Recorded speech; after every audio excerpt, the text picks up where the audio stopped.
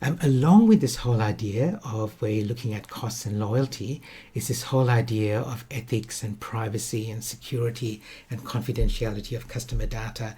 I don't need to tell you about all the stories of how companies have breached have had their systems breached or have used AI inappropriately. I'll share a couple of them with you, but I'm sure you've heard many of them. And it used to be that you could get away with just going, oops, sorry, our mistake, we'll do something about it, we'll have a review.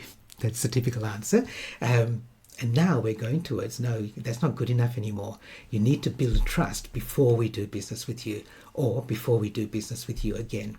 And I think you know these sort of stories. Here's one that in the early days of AI, there was a lawyer who used ChatGPT to write a brief, to help him write a brief, which he submitted to court, which is his customer.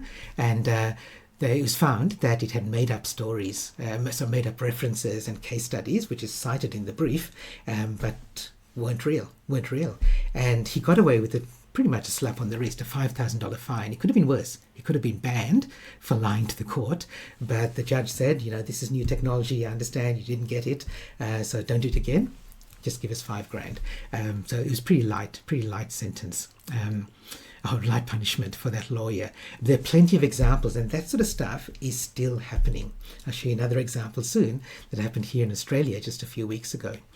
Apple, when they brought out their own credit card, it was found to have bias in the way that it evaluated customers for their credit limit.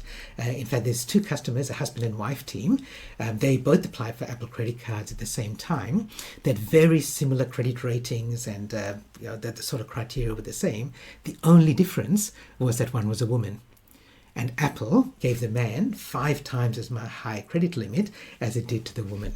And we only found out about this because this was this natural experiment, this couple who had very similar criteria, and Apple had just rated them very differently. And Apple, of course, said, no, we don't have any bias, we don't have any gender bias in how we rate customers, but the data it was trained on did have that bias.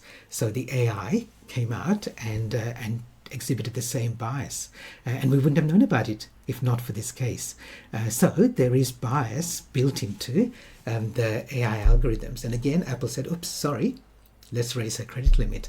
But now people are saying that's not good enough. You need to get that right up front.